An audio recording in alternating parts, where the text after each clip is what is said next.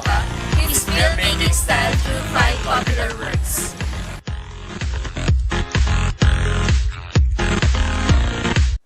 Today, we will be discussing the late Lino Brocka style, a bit of his background, and 5 of his films entitled Insiang, Jaguar, Bayan ko, Kapit sa Patalim, Gumapang ka sa Lusak, and Maynila sa Kuko ng mga Liwanag. The themes and ideologies of this film will also be briefly discussed. First, let me talk about who Lino Brocka is, otherwise known as Catalino or Disco. He was a radical filmmaker, considered as one of the country's greatest authors. He studied at the University of the Philippines, where he was a member of the dramatic club. He dropped out of college, then converted to Mormonism. He went to Hawaii, where he did missionary work for a leper community. He also went to America and became a domestic worker in San Francisco for a while before turning down a chance for American citizenship. He then decided to return to the Philippines to revive his interest in filmmaking. When he came back to the Philippines, he joined the Philippine Educational Theater Association, where he met its founder, Cecil Quidote. Their acquaintanceship led to the making of his first film, Wanted, Perfect Mother in 1970, which was a box office hit based on The Sound of Music. Most of his films were heavy on social injustice and drama, except for this first film.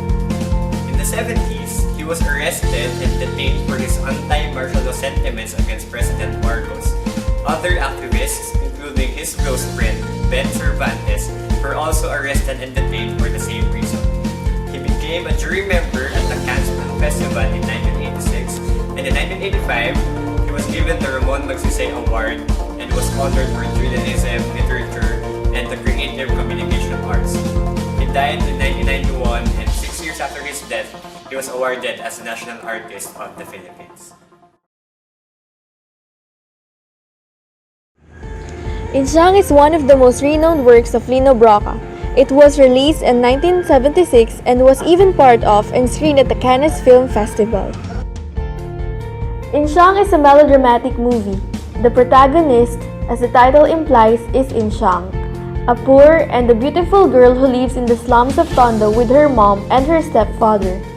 The story goes on, Insiang gets raped by her stepdad.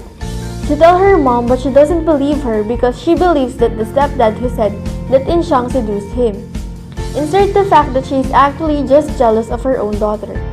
She has a boyfriend, Bebot. Ask him to elope with her. They make love. He lives. She goes back to her mom. Her mom, Tonya, takes her back. She plots her revenge plan and eventually wins. The storyline seems to be overly dramatic. Honestly, if people are going to view it now, it can be actually quite funny. Almost all that happened are very predictable in a film, and cliches are popping out in different scenes. However, the movie is not just some melodramatic movie. It speaks something more. Taking these cliches aside, we can see that the film is actually about the oppressed people, particularly the poor who wanted to fight back. Mind you, Insiang was screened in the year 1976, when Philippines was still under martial law. With that being said, you can now see the brilliance that is Lino Brocka. How? Well, simply because through his films, he is able to depict the current events in the nation within the scale of a small household. He used the film as an activist move whilst sugarcoating it with a seemingly melodramatic plot. That is how Lino Brocka works. You will see more of that as we present the rest of the films. The film showcases the ideology or the pedagogy of the oppressed, not just of the victims of rape, but also for the poor people under the country run by a dictatorship. The rights of the people are stripped off by the authority. People are not believed because the authority does not allow them the right to be believed. But through the film, Insiang, Lino Brocka showed that you can fight back, that people can have that power. Even in the most unconventional way, there will always be a chance to win, even though you lose a part of yourself, just because you fight for the greater good.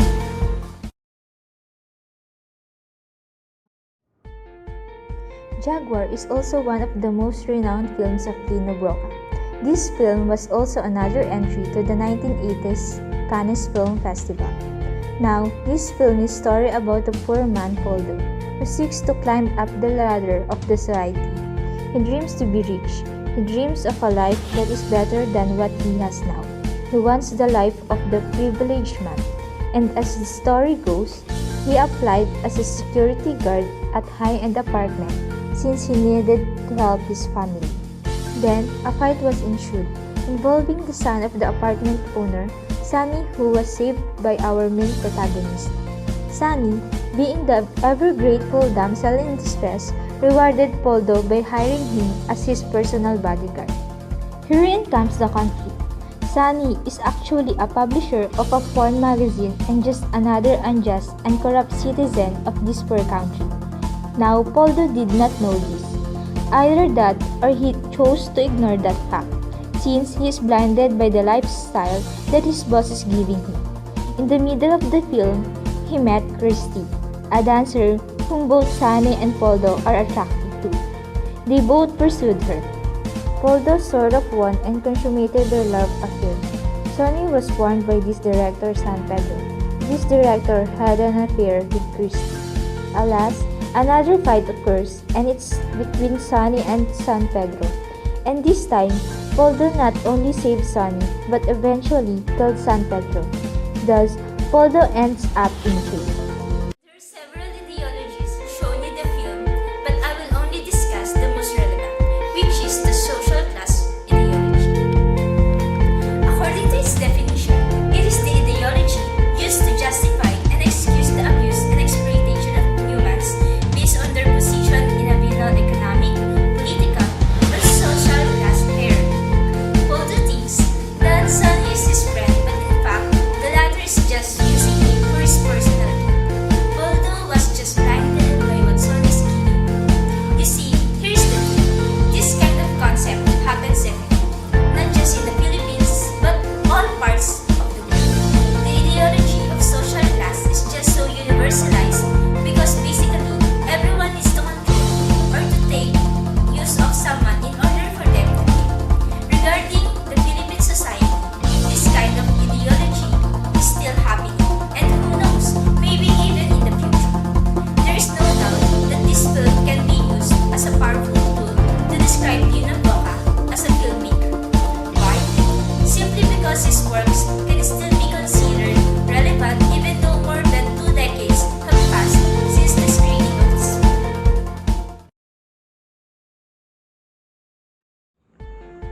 This third film is also a film entry in the 1984 Cannes Film Festival.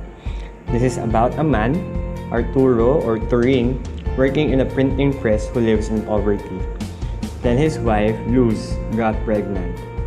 As a result, he had to ask his boss for a raise in his salary, in which his boss agreed to do in exchange for Turing to sign a waiver that says that he will never be a part of a labor union.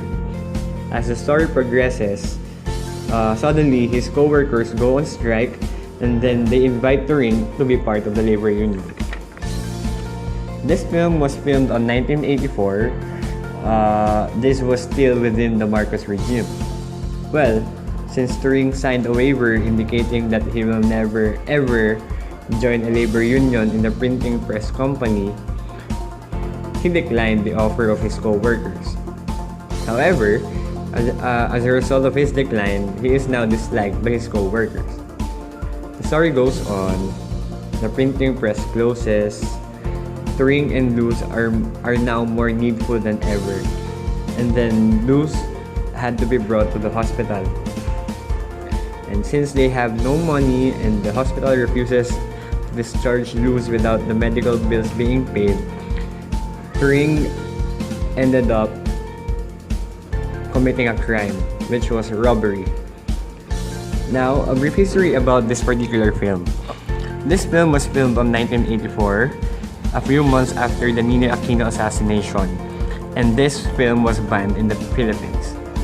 The only reason that this was screened was because Lino Brocka had some help from people to smuggle it and show it at the Cannes Film Festival. Of course, the smuggling did not go without difficulty, but what happened after also proved to be something else for Lino Brocka. Did you know that after this was screened at the Cannes, the people realized how relevant it is in the current administration and current situation of the Philippines? He was arrested. Now why? You see, the film depicts more than just a poor man gone bad because he needed money. No, it was more than just that. If you watch the film and analyze it carefully, you will actually see the scenes depicted in this film were actually, in fact, showing what was happening in the Philippines.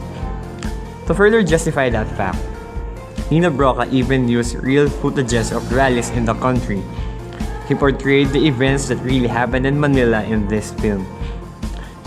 With all that being said, we see that Lino Brocka does not only use films as a form of entertainment or just a form of money-making business. He used films to send out messages to the people as to what is really happening, since that was the time when the media would censor everything that will tarnish the reputation of the Marcos regime. We realize how brave he was for doing such a thing. Knowing the consequences of releasing such films that were basically not allowed in the Philippines because of its content, he still did it, because he used this as an avenue for people empowerment. He treated filmmaking as an outlet of letting people know what was truly happening. So how is the ideology of oppression presented here by Lino Brocka? Well, I don't need to expound on that since the examples were enough to justify the fact that Turing was being oppressed by the social class and the authority since he was denied to his human rights. Actually, he and his wife were denied to it. And this oppression led to the turning of Turing into doing something rebellious because he needed to provide for his sick wife. As said, this film was very controversial during this time because once again, Lino Brocka was able to depict the corruption and the wrongdoings of the government in a small scale. He showed the fact that there is such events that occur but were not being broadcasted to the public due to the authorities who do not allow it. Again, this film is just another showcase of the genius Lino Brocka in filmmaking.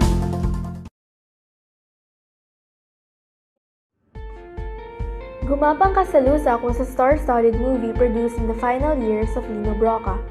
During these years, he already mastered the formula to filmmaking, where he was able to add his artistic and activist nature to a commercial movie.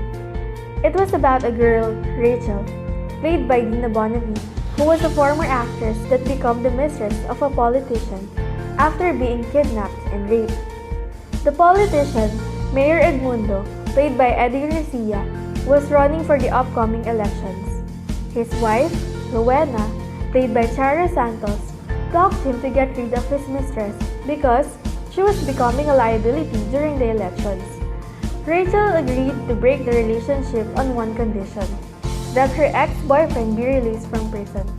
The mayor got the ex-boyfriend, Levy, played by Christopher De Leon, out of jail but ordered him to get his opponent for the opposition assassinated.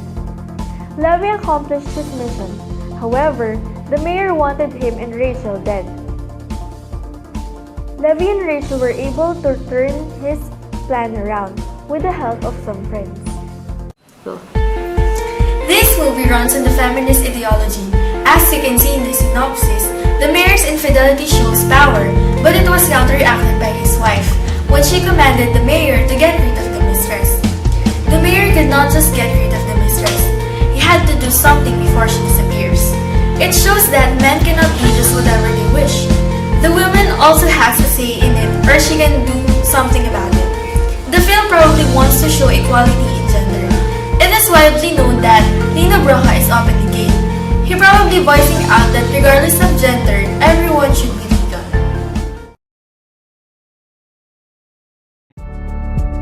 Maynila sa Kuko ng mga Liwanag is a 1976 FAMAS Awards recipient starring rising actor Bemboy Rocco. It was restored, then premiered at the 2013 Cannes Film Festival and archived as part of the Cinema Classics selection. The film is about Julio, who was played by Bemboy Rocco, who went to Manila and landed a job as a construction worker. He He struggles at work due to hunger and fatigue, and even witnessed the accidental death of a co-worker. He gradually realizes the harsh realities of life and the society. One day, when he was shopping for clothes with his co-worker, he recognizes a fat lady, which he remembered as Mrs. Cruz, who he followed and he approached her, but then she screamed. This made Julio run back to his friend to avoid making a scene. He got another chance to meet Mrs. Cruz, which led him to finding out that his childhood sweetheart, Ligaya, who was played by Hilda Coronel, was brought to Manila for prostitution instead of education. Julio reunited with Ligaya, and she asked him to run away with her back to their hometown. Julio agreed, but Ligaya did not arrive at their rendezvous.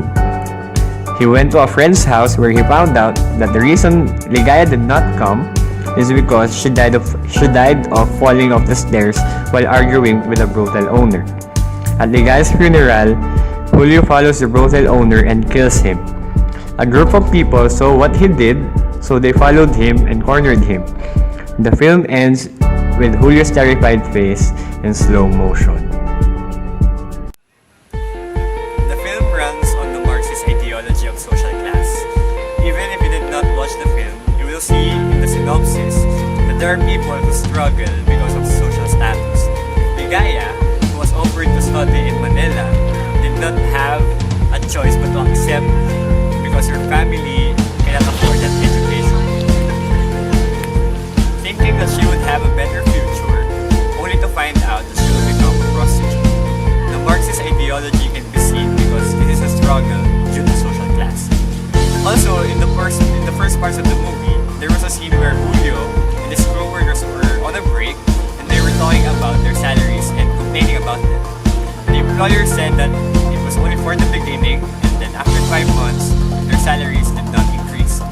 This shows how the ruling class has a power over the working class.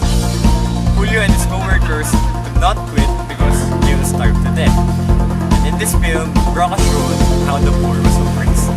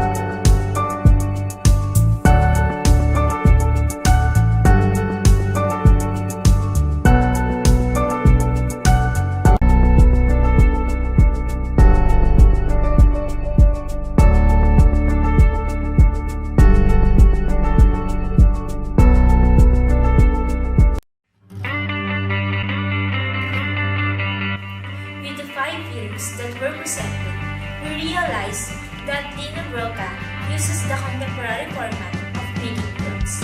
That is, he dramatizes the sensitive topics and realities of the country. We realized that what makes him a great filmmaker is due to his uncanny ability to translate actual events or happenings in the Philippines in order to disseminate such information in a big scale.